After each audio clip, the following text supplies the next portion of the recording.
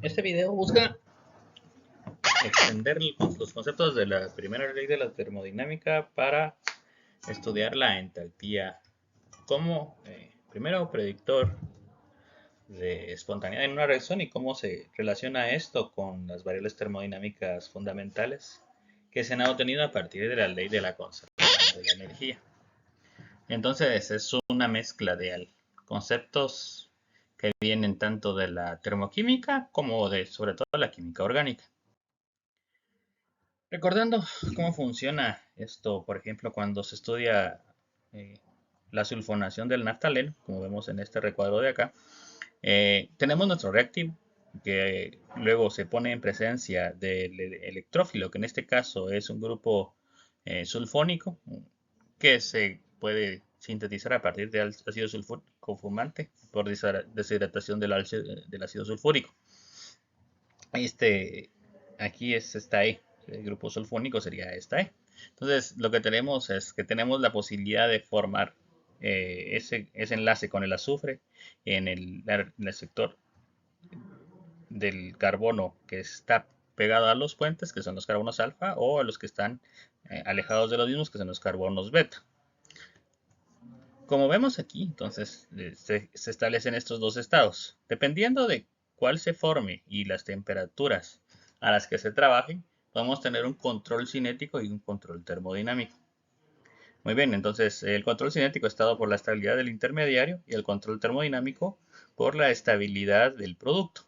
Como nos interesa la estabilidad del producto, vamos a ver solo este y entonces el producto que se forma finalmente es este que a temperaturas altas es el producto termodinámico, algo así como a 100 Celsius. Entonces, durante el desarrollo de la conceptualización termodinámica estudiaremos este beta.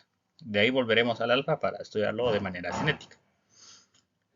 Por lo tanto, lo que vemos es que la sulfonación del naftaleno pasa por un intermediario cuyo control es termodinámico nos lleva a obtención del producto beta. Esto, recordémoslo, es por cuestiones de impedimento estérico. La presencia de cuerpo sulfónico cerca de las cabezas del naftaleno hace que las posiciones alfa sean poco favorecidas termodinámicamente. Similarmente sucede, por ejemplo, cuando tenemos esta reacción de disolución. En este caso, pues tenemos, por ejemplo, estas son el cloruro de sodio y el cual pues se disuelve en agua o se solvata. Si vemos aquí lo que tenemos son los iones cloruro y iones sodio rodeados por moléculas de agua. Entonces, lo que tenemos aquí es que tenemos una separación seguida de una solvatación. Entonces, esto se puede también estudiar desde el punto de vista inorgánico, pero tenemos procesos similares en los cuales pasamos de reactivos a productos y estos entonces pasan por diferentes estados moleculares que se pueden explicar en función de su estabilidad, eh, sobre todo por los enlaces que se rompen y se forman, como sería en la sulfonación del naftaleno, o los procesos de ionización e hidratación, como sería en la disolución. Visto desde esta perspectiva, pues lo que tenemos son procesos en los cuales los reactivos tienen una mayor energía y los productos una menor energía. La medida de esta de delta H, entonces, desde el punto de vista de una reacción, como por ejemplo lo veíamos en química orgánica, pues es una medida justamente de esta energía que se diferencia o que la diferencia de energía entre los reactivos y los productos. Un proceso exotérmico significa que libero energía y un proceso endotérmico que absorbo. Por lo tanto, esto se va, y como veremos más adelante, esto se refleja en que los procesos exotérmicos nos pueden dar productos más estables y los procesos endotérmicos productos menos estables. Comparativamente aquí, y entonces por eso es que estos dos productos, ya sea el alfa o el beta, pues son diferentes en cuanto a la preferencia termodinámica, porque el alfa tiene una energía muy similar a los reactivos, mientras que el beta tiene una energía menor y por lo tanto el producto que se forma, al menos desde el concepto de estabilidad, va a ser mejor el beta. Antes de entrar en detalle de por qué, de qué influencia o qué descripción nos da esta información, pues veamos rápidamente por qué concibe a la entalpía como medidor de estabilidad. La definición original es que la entalpía es igual a U más del producto PV. En otras palabras, esta es una función de estado que nos describe una energía o una descripción energética que no tiene interpretación física inmediata. La tendrá después, como veremos por acá, pero realmente solo se postuló en su momento porque cuando se hacían los estudios de termoquímica y termodinámicos iniciales se vio que era útil porque, por ejemplo, si estaba trabajando con un sistema de un gas ideal, podíamos eh, incluir, al calentarlo, pues veíamos que además de aumentar su energía interna, aumentamos el producto de la presión por el volumen. Esto podríamos verlo también en las leyes de gases, ¿verdad? Si calentamos con presión constante, el volumen aumenta. Si calentamos con volumen constante, aumenta el volumen. Si dejamos libre esto, como sería que aquí tuviéramos una presión que puede variar y un volumen que puede variar, aquí probablemente lo que no varíe sea la temperatura, entonces lo que veríamos es que aumenta su energía interna o cambia su energía interna al mismo tiempo que cambia la presión y el volumen del gas y por lo tanto todas esas variables son útiles de tener todas juntas y por lo tanto así se definió originalmente la entalpía. Por lo tanto, no es un concepto intuitivo de principio, sino está relacionado con la facilidad de los cálculos. Sin embargo, cuando trabajamos en sistemas a presión constante, podemos ver que sucede esto que vemos aquí en las ecuaciones del lado derecho. Como la ecuación original es producto es el cambio del producto PV, podríamos estructurarlo como presión final por volumen final menos presión inicial por volumen inicial. Como la presión es constante y lo puedo igualar a P, entonces sería P por volumen final menos P por volumen inicial, lo que nos daría que delta H es a delta U más P delta V en el caso de presión constante. Recordando que P delta V es menos trabajo por las definiciones de trabajo originales y que delta U es calor más trabajo, entonces delta H sería calor más trabajo menos trabajo igual a calor. Entonces podemos observar que los procesos a presión constante, delta H es el calor transferido. Como estamos hablando de trabajo de procesos a presión constante, entonces en este caso la expansión que se da en este sería solo una cuestión del cambio relacionado a la energía interna y por lo tanto lo que vemos es que lo que nos está diciendo este calor es la cantidad de energía microscópica que se está transfiriendo y por lo tanto el valor de delta H, por eso es que nos da igual a calor, nos explica cómo está cambiando la energía, en este caso de los enlaces de los reactivos hacia los productos.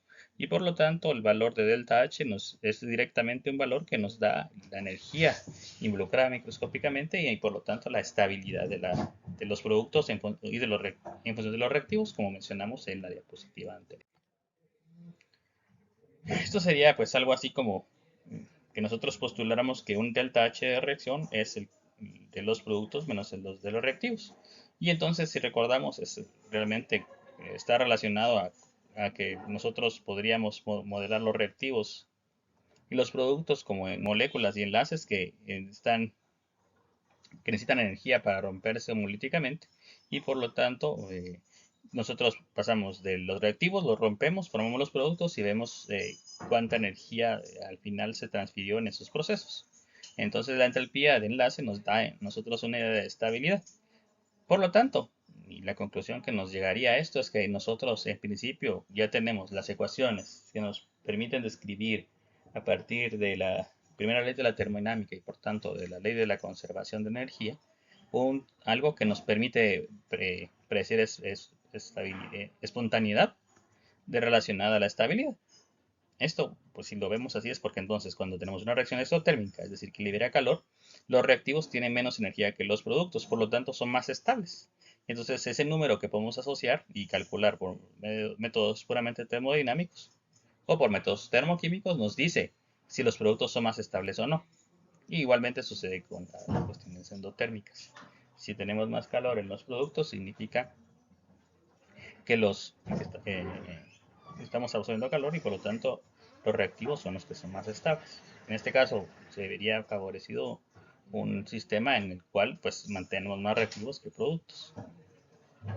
Esto pues conceptualmente nos da información muy directa y en orgánica se utiliza de manera muy amplia para predecir cuándo las reacciones son o no favorecidas. Sin embargo, algo que surge de la postulación en la forma de falseabilidad del método científico es que lo que nos está llevando a postular es que todas las reacciones exotérmicas serán espontáneas, es decir, tendré más productos que reactivos, y todas las reacciones endotérmicas serán no espontáneas, por lo tanto tendré más reactivos que productos. Y por lo tanto, la conclusión es que cualquier fallo en esto nos está diciendo que al menos la entalpía no nos está describiendo todo el cuadro. Es decir, que lo que estamos postulando, que la entalpía nos permite a nosotros establecer es criterio de espontaneidad directamente, no es cierto. Y de hecho, podemos evaluarlos con estas reacciones de disolución.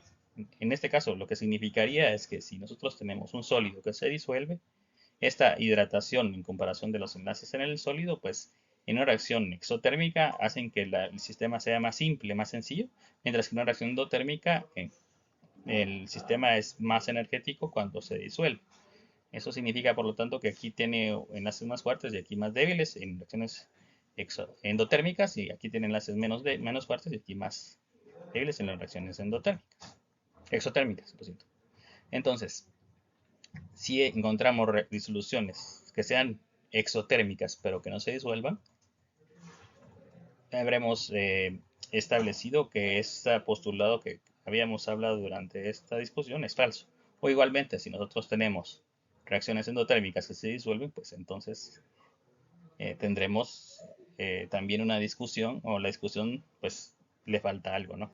Y justamente es lo que sucede. Si nosotros usamos un experimento y disolvemos hidróxido de sodio, veremos que la reacción es altamente exotérmica. Cualquiera que haya disuelto hidróxido de sodio, ya sea en laboratorio o inclusive, por ejemplo, usando sosa cáustica para eh, abrir cañerías, pues habrá visto que la disolución es fuertemente exotérmica, libera muchísimo calor, se calientan los recipientes y aparte de eso, pues se da completamente.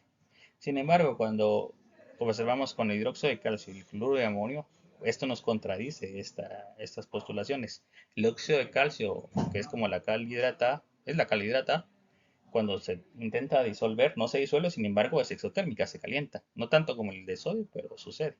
Mientras que el cloruro de amonio es un compuesto que es fuertemente endotérmico, pero sí se disuelve. Esto podemos verlo también en algunas sales que se utilizan para enfriar rápidamente algunos paquetes de enfriamiento. Entonces, eh, la disolución es de hecho bastante favorecida, pero no hay, pero es fuertemente endotérmica. ¿Qué significa esto? Que en realidad no, la utilización de la entalpía como parámetro de espontaneidad, aunque es útil en ciertos ámbitos, sobre todo en la química orgánica, no es suficiente para todos los casos. Y por lo tanto, habríamos de preguntar qué nos falta. Sí, pues lo único que hemos utilizado como principio físico para hacer esta discusión es la ley de la conservación de la energía.